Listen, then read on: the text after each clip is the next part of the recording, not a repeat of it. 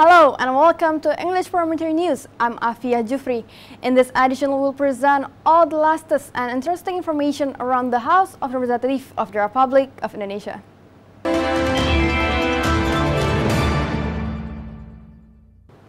Commission 5 of the House demands Angkasapura II to immediately find the solution to push down the Parliamentary Airport financial loss for approximately 25 billion rupiah in 2018.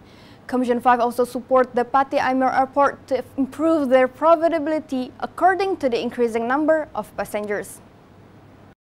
Speaking at the visit to Bangka Belitung Province along with the Ministry of Transportation, Angkasapura II and the Parliamentary Airport Authority, recently Vice Chairman of Commission 5 of the House, ANTON SUKARTONO SURATTO, says Angkasapura II should push an efficient financial management in order to restore the financial condition of the Parliamentary Airport, following to the 25 billion rupiah's financial loss in 2018. Tidak ada alasan karena rugi tidak jalan. Karena bandara ini udah ada dua, kapasitas di Bangka dan Belitung, namun kapasitas udah over. Kapasitasnya dua bandara ini hanya 1,5 juta. Sementara sekarang yang ada udah 2 juta penumpang. Oleh karenanya jangan karena rugi bandara ditutup. Jadi apapun hasilnya bandara harus tetap jalan.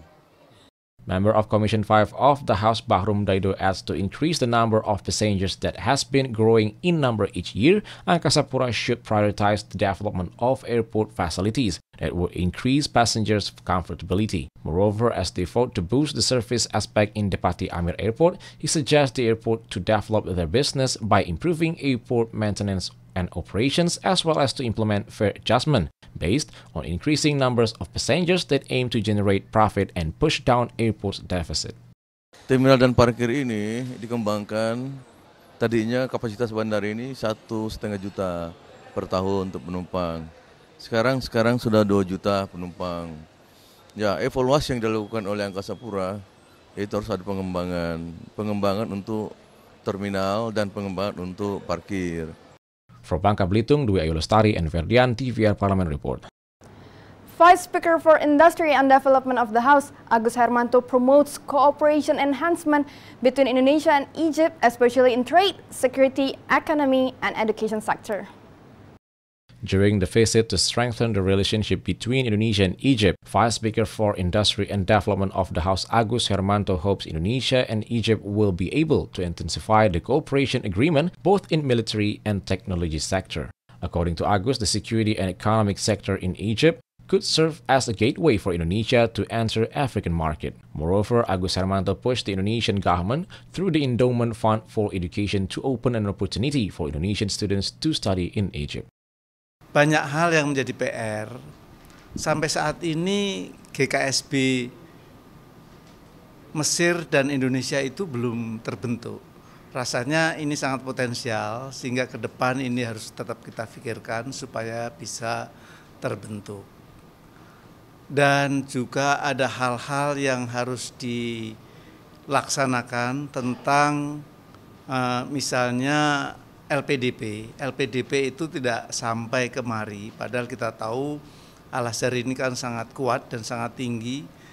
Meanwhile, Indonesian Ambassador for Egypt, HELMI FAUZY, explains the cooperation between Indonesia and Egypt, specifically in education sector, has been going in a good track, where over 7,000 of Indonesian students are currently enrolled in Al-Azhar University of Egypt. Aside from religious studies, Indonesian students has also been receiving counseling sessions that aim to strengthen their nationality as Indonesian citizens.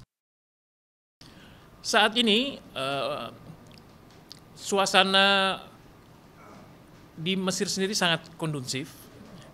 Demikian juga suasana mahasiswa Indonesia yang menimba ilmu, khususnya di Universitas Al-Azhar. Sebagian besar mahasiswa pada tingkat pemula tinggal di asrama. Dan di asrama Indonesia ini, mahasiswa Indonesia kita juga mendapatkan pembinaan-pembinaan. From Egypt, Ahmad Ferdian and Ferdian, TVR Parliament Report. Commission 11 of the House of Representatives of the Republic of Indonesia appreciate the disbursement of Microcredit Program or KUR in Banten that has met the target set by the government. Commission 11 of the House also hopes that in the future there will be more people who can get the benefit from this program. In the specific visit of Commission 11 of the House to Banten Province with the agenda to evaluate the disbursement of Microcredit Program or KUR, Vice Chairman of Commission 11 of the House MARWAN ASAN reveals all of state-owned banks that were ordered to distribute microcredit program has successfully reached 90% of microcredit disbursement target, despite the low bad debt ratio in Banten province that has been maintained to be lower than 1%. Marwan encouraged the local government and related stakeholders to broaden the recipient target of microcredit program to all possible sectors and not limiting it to retail sector. Di Banten dari seluruh perbankan yang hadir, baik itu BNI, BTN, Mandiri, kemudian BRI Syariah, semuanya kan sudah mencapai di atas 90%. Dengan tingkat NPL yang sangat rendah, bahkan untuk BTN sendiri kan kita dengar tadi 0%. Saya pikir ini sebuah capaian yang patut kita apresiasi, khususnya untuk Provinsi Banten ya. The member of Commission 11 of the House, Andi Ahmad DARA, hopes KUR program to become the people's answer to financial accessibility, so people will not have to deal with loan sharks who impose a high interest rate. And they further demand the government to be more selective in choosing microcredit recipients in order to make sure that people who really need the funds will have the access to low-interest loan to finance their business operations.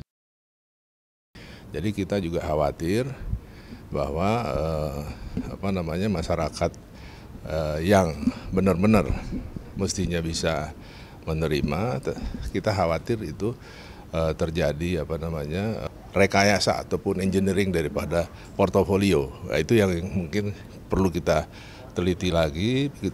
From Banten, Nur Fuad and Ferdian, TVR Parliament Report. Commission 2 of the House demands the Bali government to coordinate with General Election Commission and the General Supervisory Agency to solve double data on voter list problem for the upcoming 2019 election in Bali. This problem must be immediately solved in order to ensure voters' data validity and to create a democratic election that is free from fraud practices. Speaking after the meeting with Bali government, the member of Commission 2 of the House, FIRMAN Subagyo, asserted the General Elections Commission and the Election Supervisory Agency in Bali should evaluate and verify the founding of double data on voters list problem. The government and the election officials are demanded to carry out a massive socialization about the elections in 2019. Problems such as electronic identification card data recording and voting mechanism for older voters should be done immediately. Sosialisasi terhadap pemilih lansia.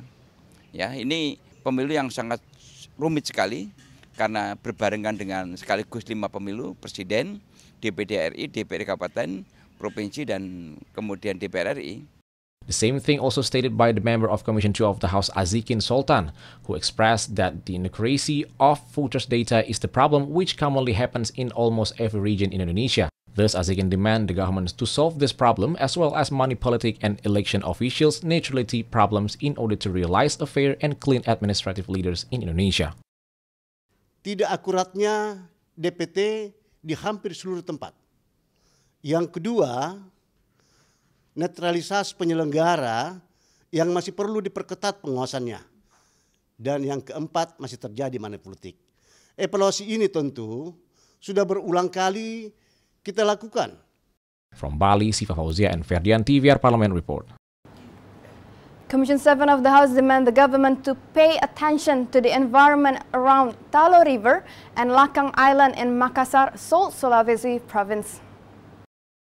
Speaking during the working visit to South Sulawesi Province, Vice Speaker of Commission 7 of the House, TAMSIL demands the regional government to synergize with the Ministry of Environment and Forestry to clean up Talo River and its surroundings, since it's important to tourism development in Lakang Island, Makassar. Makassar local government is also demanded to inspect the suspicion over Talo River pollution, because there are many industrial wastes that being thrown off the river, considering the close distance between the factories to the river.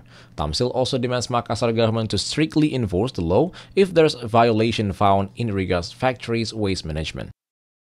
Kegiatan dari suatu perusahaan saya tidak etis menyebutkan karena nanti kita akan selidiki lebih lanjut. Tetapi jika itu memang terbukti, tentu akan ada konsekuensi hukum terhadap perusahaan tersebut. The member of Commission 7 of the House, Dardiansyah, says Makassar government has to pay more attention on Talu River pollution issues so that the community near Lakang Island would not have to suffer loss due to the industrial pollution. Beberapa hal yang harus kita sikapi karena masyarakat di sana tentunya masyarakat petani tambak. Jadi beberapa perusahaan yang mencemari, ya tentunya itu harus diperhatikan oleh pemerintah, kementerian yang terkait, sehingga masyarakat itu bisa bertani dengan bagus, bertambak dengan hasil yang baik, dengan tanpa ada pencemaran.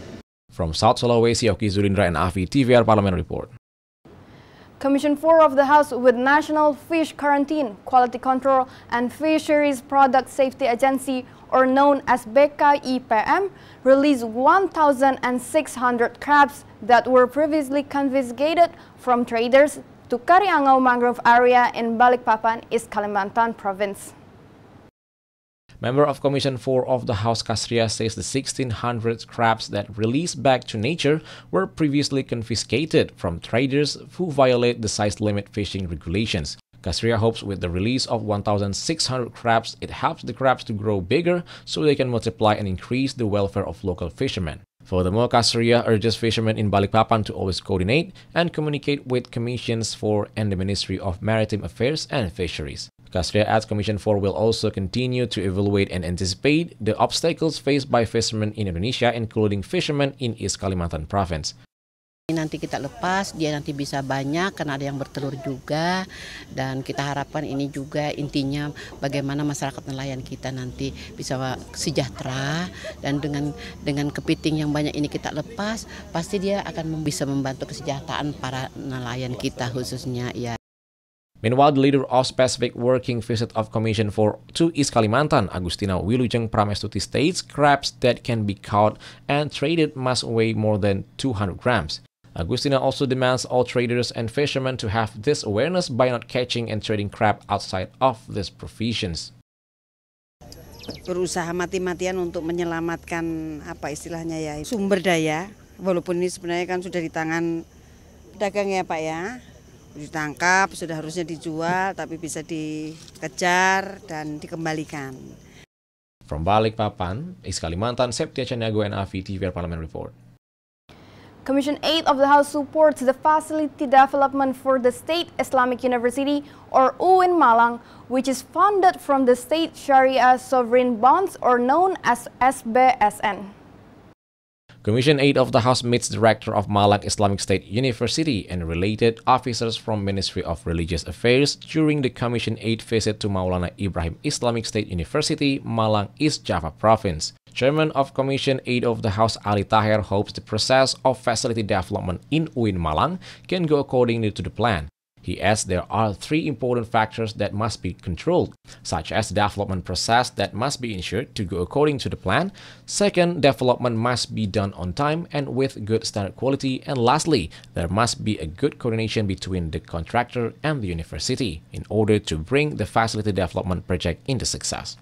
Ali Tahir adds Malang Islamic State University is one of the Islamic State universities that has received funds from Sharia Sovereign Bonds, or known as SBSN, that should go accordingly with universities' long-term and short-term development. Pembangunan ini sudah sejalan dengan rencana, kemudian yang kedua rencana itu sesuai dengan kebutuhan masyarakat, kemudian yang ketiga adalah perencanaan tersebut harus melibatkan seluruh kekuatan yang ada.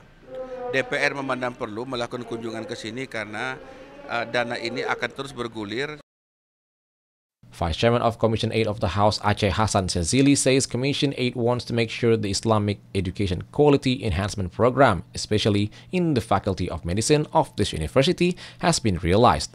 Aceh Hasan considers the Faculty of Medicine and Health Science are well managed by Maulana Ibrahim Islamic State University Malang.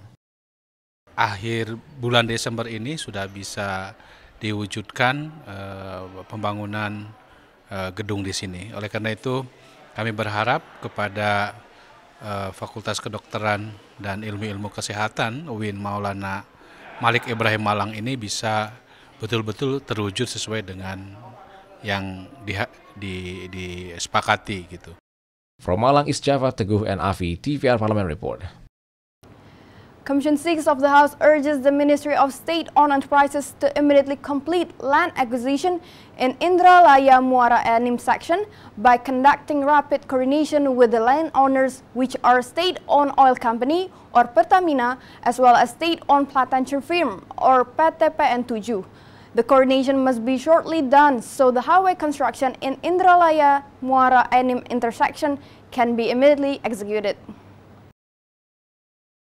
Speaking after the meeting with the Board of Directors of Hutama Karya Corp and the Ministry of State-Owned Enterprises in South Sumatra recently, member of Commission 6 of the House Wahyu Sanjaya demands the Ministry of State-Owned Enterprises to facilitate meeting between Pertamina and state-owned plantation firm 7 as the landowners along with Hutama Karya Corp and local government so that land acquisitions for the construction of the Indralaya Muara Enim toll road can be completed soon.